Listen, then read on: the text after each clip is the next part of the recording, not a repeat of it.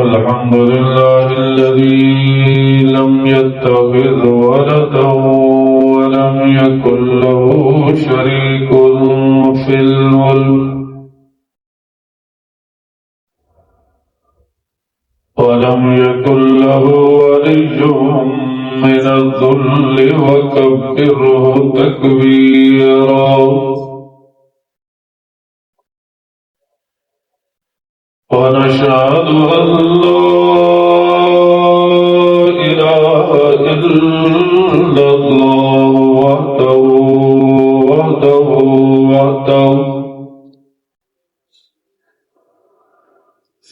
لا شريك له ونشهد أن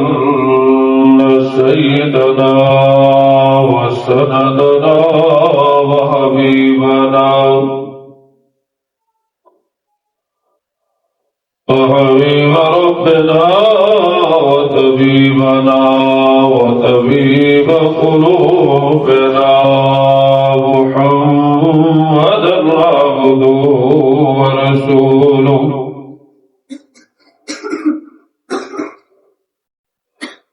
أرسله بالحق بشيرا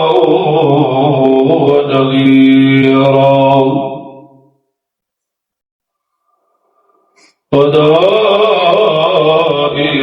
إلى الله بإذنه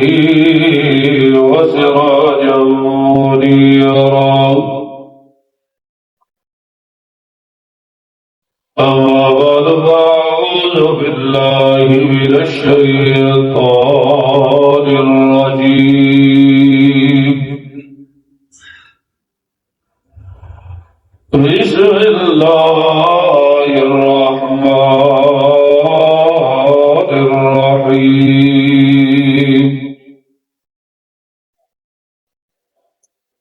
سبحان الذي أسرى بعبده ليلا من المسجد الحرام إلى المسجد الأقصى الذي باركنا حوله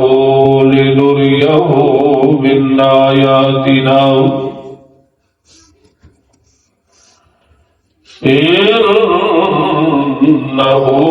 هو السميع البصير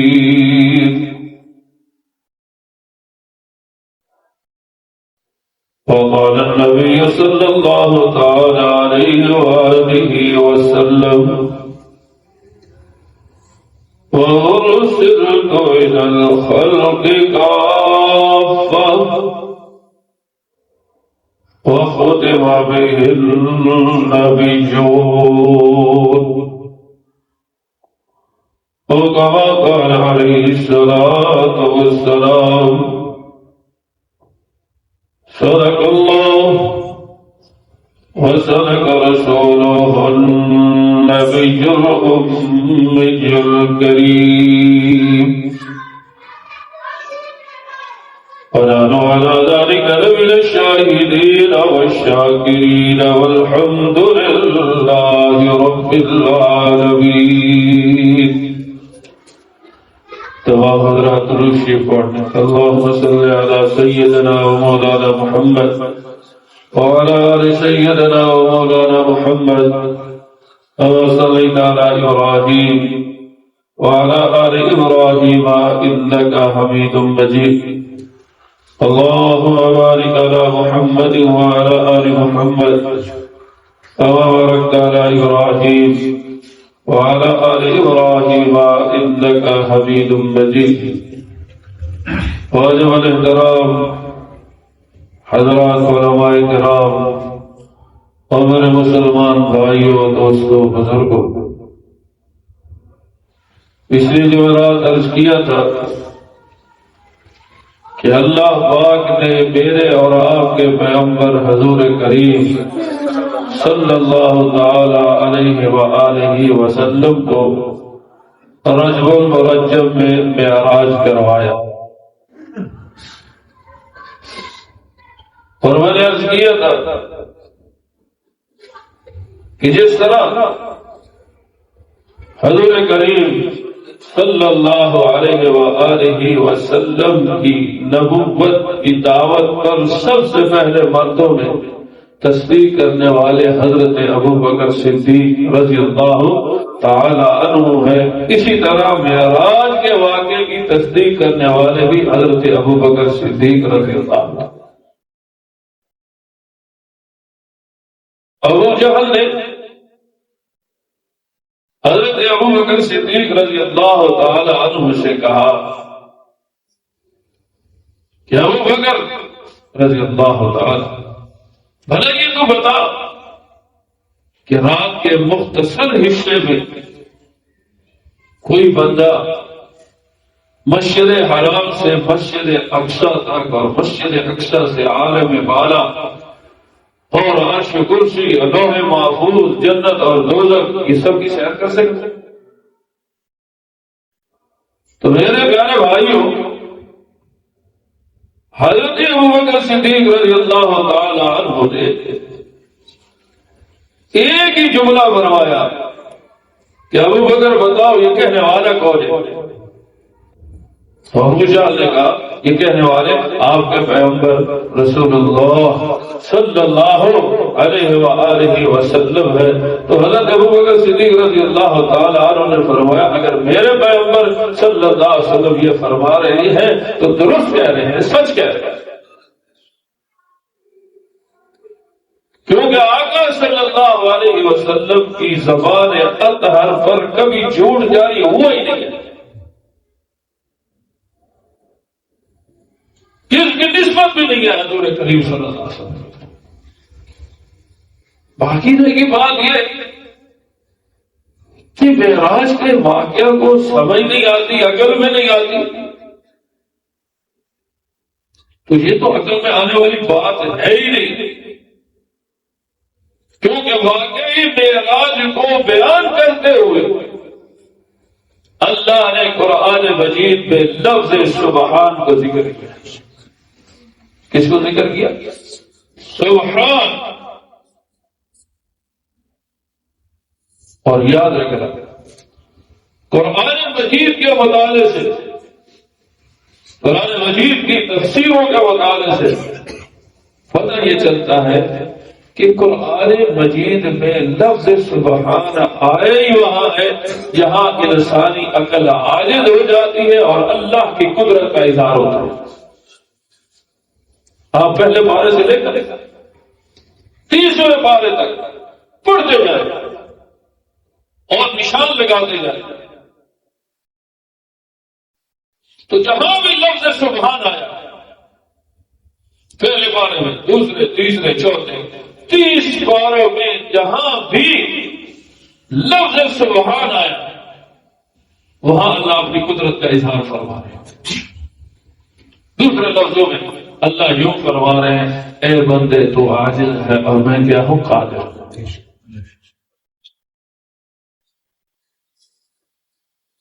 اب اس کی تفصیل تو میں اس مختصر وقت میں نہیں کر سکتا، لیکن ایک تو واقعہ آپ کے سامنے بیان کر دوں. 17ویں پارے میں جو حضرات ترجمے میں بیٹھے ان کو تو پتہ ہے، جو نہیں پڑھے ان کو پتہ نہیں ہے. اللہ تبارک و تعالی نے حضرت یونس علیہ السلام کے واقعے کو ذکر فرمایا اور حضرت یونس علیہ السلام کے واقعے کو ذکر کر کے اللہ نے دعوت فکر دی ہے. کس کو؟ حضور کریم صلی اللہ علیہ وسلم، اور اس کے ذریعے پوری امت کو، قیامت تک آنے والے لوگوں کو فرمایا وَظَنُّونَ إِذْ ذَهَبَ مُغَاضِبًا.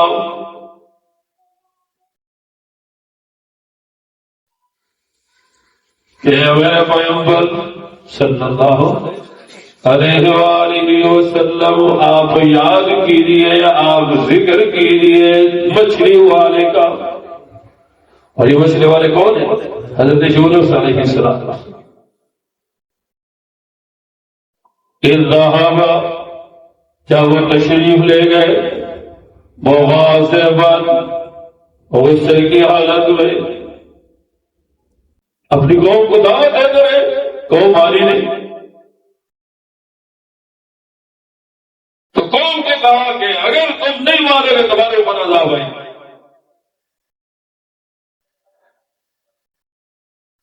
تمہارے اوپر عذاب آئے گا۔ بس حضرت یونس علیہ السلام غصے کی حالت میں قوم کو چھوڑ کے چلے گئے، اور رستے میں سمندر،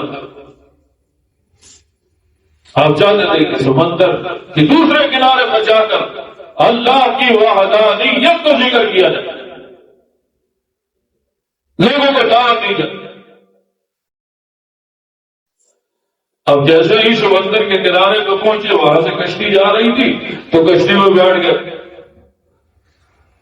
اب کشتی بھور میں آئی، سمندر اور دریا کی موجوں میں آئی، تو کشتی کے ملاح نے کہا لگتا یہ ہے کہ کوئی آدمی جو ہے نا اپنے مالک کی اجازت کے بغیر سفر کر رہا ہے، اس وجہ سے یہ بھور میں آئی ہے، لہذا کرو اندازی کرو، اور جو بندہ اس کشتی میں مالک کی اجازت کے بغیر سوار ہوا ہے اس کو چاہیے کہ وہ خود دریا میں چلا جائے، خود سمندر میں چلا جائے، تاکہ پوری کشتی بچ جائے۔ اور یہ بھی حسن اتفاق ہے، اللہ اکبر، کہ جب بھی قرآن نازل ہوئی تو حضرت یونس علیہ السلام کا نام نکلا۔ حالانکہ نبی سیرت کے حوالے سے بھی اعلیٰ ہوتا ہے، سورت کے اعتبار سے بھی بے مثل و بے مثال ہوتا ہے۔ تو کشتی والے لوگوں نے کہا کہ لگتا تو نہیں ہے کہ آپ مالک کی اجازت کے بغیر سفر کر رہے ہیں، لیکن اب کیا کریں؟ اب حضرت یونس علیہ السلام کشتی سے سمندر کی لہروں میں،